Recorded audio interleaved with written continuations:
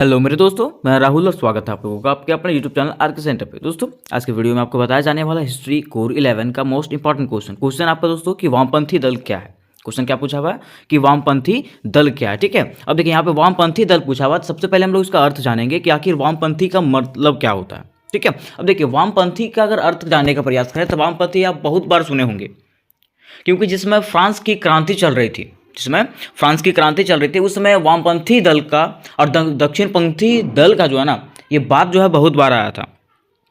तो आखिर ये जो दल है, वामपंथी दल है, इसका उद्देश्य क्या है, इसका स्थापना क्यों किया गया। ठीक है, तो हर चीज़ को हम लोग इस वीडियो में समझने वाले हैं, तो वीडियो को मिस ना करें और अंत तक देखें। ठीक है, तो चलिए सबसे पहले हम लोग इसका अर्थ जानने का प्रयास करते हैं कि वामपंथी दल का अर्थ क्या होता है। ठीक है, तो देखिए दोस्तों, अगर हम लोग वामपंथी दल की बात करें, ठीक है, तो इसका अर्थ होता है वैसा विचारधारा जो समाज को बदल करके ना, समाज में क्या करे, आर्थिक बराबरी लाए। ठीक है, जैसे मान लीजिए समाज में बहुत तरह के लोग रहते हैं, कोई अमीर लोग रहता है, कोई गरीब लोग रहता है, कोई उच्च जाति का रहता है, कोई नीच जाति का रहता है। ठीक है, तो वैसा उसको वो कंडीशन को खत्म करके वहां से समाज में बराबरी लाना, उसी को हम क्या कहते हैं, वामपंथी राजनीति कहते हैं। ठीक है, तो देखिए जैसा कि यहाँ पे लिखा हुआ आपका वामपंथी राजनीति, लेफ्ट विंग पॉलिटिक्स या तो लेफ्टिस्ट पॉलिटिक्स। ठीक है, उस पक्ष या विचारधारा को कहते हैं जो समाज में को बदल करके उसमें अधिक आर्थिक बराबरी लाना चाहते हैं।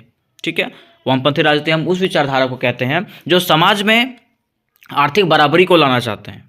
है ना, आगे बताया गया है कि वामपंथी विचारधारा में समाज के उन लोगों के लिए सहानुभूति जताई जाती है जो किसी भी कारणवश अन्य लोगों की तुलना में पीछे हो गए हो या तो शक्तिहीन हो। ठीक है, अब देखिए यहाँ पे वामपंथी विचारधारा में जो समाज है, ठीक है, समाज में उन लोगों के लिए सहानुभूति बताया जाता है जो क्या करते हैं, जो मान लीजिए जैसे गांव में रह रहे हैं, आपके समाज में रह रहे हैं। ठीक है, तो आपके समाज में रह रहे लोग जो है ना, किसी कारणवश अगर पीछे रह जाते हैं, शक्तिहीन रह जाते हैं ना, तो उन लोगों से बराबरी किया जाए। ठीक है, उन लोगों को अपने बराबर किया जाए, ऐसा नहीं कि उसको नीचा दिखाया जाए, उसको क्या किया जाए, आपके अपने बराबर में लाया जाए। उसी को हम लोग क्या कहते हैं, वामपंथी राजनीति कहते हैं। ठीक है, अब यहाँ तक तो हम लोग जान गए, इसके भूमिका को समझ गए।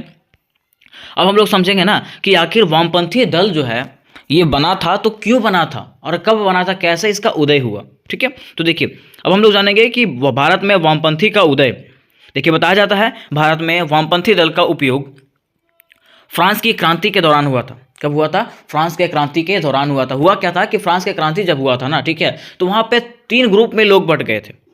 वहाँ पे जब नेशनल असेंबली जो था वहाँ पे वो 3 ग्रुप में बट चुका था। ठीक है, 3 ग्रुप क्या क्या था, तो कंजर्वेटिव दल था जिसने राजा तथा कुलीन वर्ग को समर्थन किया।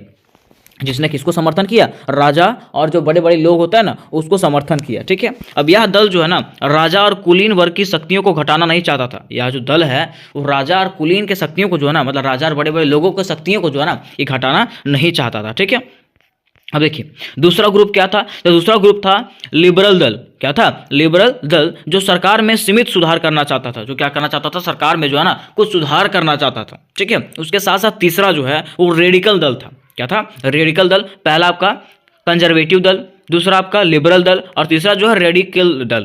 कौन सा था, रेडिकल दल, जो सरकारी व्यवस्था में अमूल परिवर्तन चाहता था। जो क्या चाहता था कि सरकारी व्यवस्था, सरकार के दिए हुए व्यवस्था में क्या हो जाए, कुछ परिवर्तन हो जाए। ठीक है, जैसे संविधान ग्रहण करना और राजा की शक्तियों का सीमाबंदी। ठीक है, जैसे मान लीजिए संविधान को निर्माण करना, ठीक है, उसके साथ साथ राजा की शक्तियों को जो है ना सीमाबंदी करना, कि जितना शक्ति राजा को दिया गया है क्या उतना शक्ति मिलना चाहिए कि नहीं मिलना चाहिए। ठीक है, वो चीज़ पे विचार करना, ये तीसरा ग्रुप का कार्य था। ठीक है, अब देखिए इसमें बताया गया है कि असेंबली के भीतर, असेंबली जहाँ पे असेंबली बनाया गया था, नेशनल असेंबली के भीतर जो है ना, कंजर्वेटिव दल वाले जो लोग थे वो अध्यक्ष के दाईं ओर बैठते थे। कहाँ बैठते थे, अध्यक्ष के दाईं ओर बैठते थे, और रेडिकल दल वाले जो अध्यक्ष जो होते थे वो अध्यक्ष के बाईं ओर बैठते थे। ठीक है, तो यहीं से जो है ना इन लोगों के बीच में क्या हुआ, दक्षिणपंथी और बाईं पंथी का क्या हुआ, निर्माण हुआ। वामपंथी और दक्षिणपंथी का निर्माण हुआ। जो दाईं तरफ बैठते थे उसको दक्षिणपंथी कहा जाने लगा, और जो बाएं तरफ बैठते थे उसको वामपंथी कहा जाने लगा। ठीक है, और जो बीच में बैठते थे वो लोग कौन थे, लिबरल दल के जो लोग थे वो लोग बीच में बैठा करते थे। ठीक है, देखिए बताया गया है तब से राजनीति की शब्दावली में वाम शब्द का प्रयोग ऐसे दल और आंदोलन के लिए होता है जो सरकार और समाज से वंचित तथा पीड़ितों वर्गों के हितों को ध्यान में रखते हुए सामाजिक तथा आर्थिक व्यवस्था में मूलभूत सुधार के लिए लड़ते हैं। ठीक है, तब से क्या हुआ कि राजनीति की शब्दावली में जो है ना वाम शब्द का प्रयोग ऐसे दल और आंदोलन के लिए किया जाने लगा जो समाज से वंचित और पीड़ित वर्ग के लोग हैं, उन लोगों को समाज में बराबरी दिलाने के लिए, ठीक है, उनका हक दिलाने के लिए, उनकी आर्थिक व्यवस्था को सुधारने के लिए जो है ना इसका प्रयोग किया जाने लगा। ठीक है, अब देखिए दूसरा पॉइंट में आगे बताया गया है कि दूसरी ओर दक्षिण पंथी का शब्द का प्रयोग जो है ना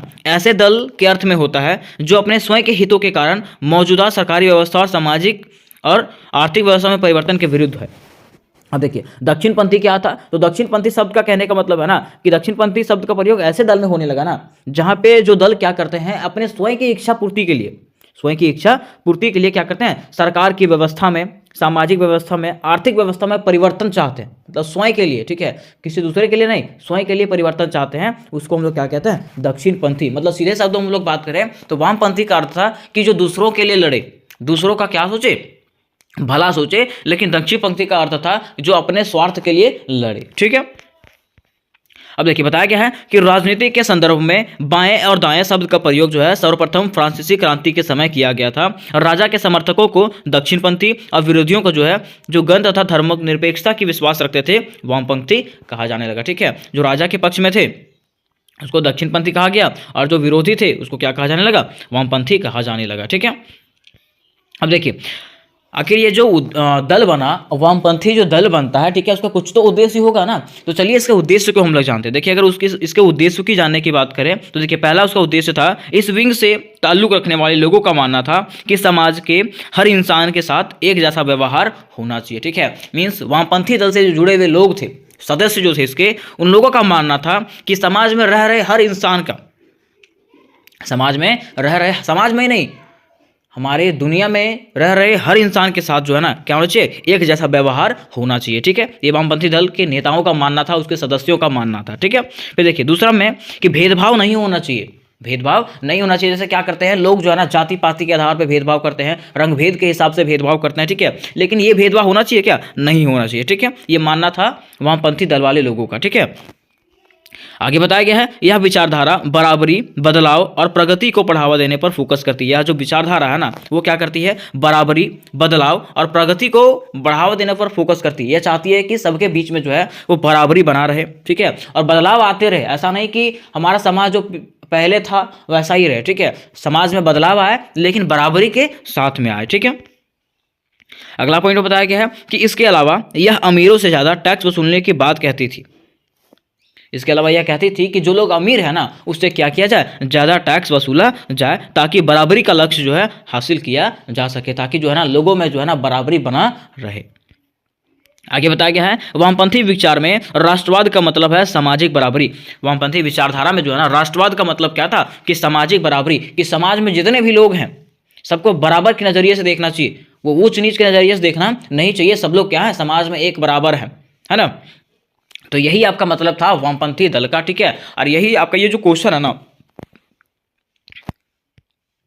ये हो सकता है तो आपका 5 मार्क्स वाला क्वेश्चन हो सकता है। ठीक है, तो उम्मीद करते हैं कि ये जो क्वेश्चन आपको समझ में आ गया होगा कि वामपंथी दल क्या है।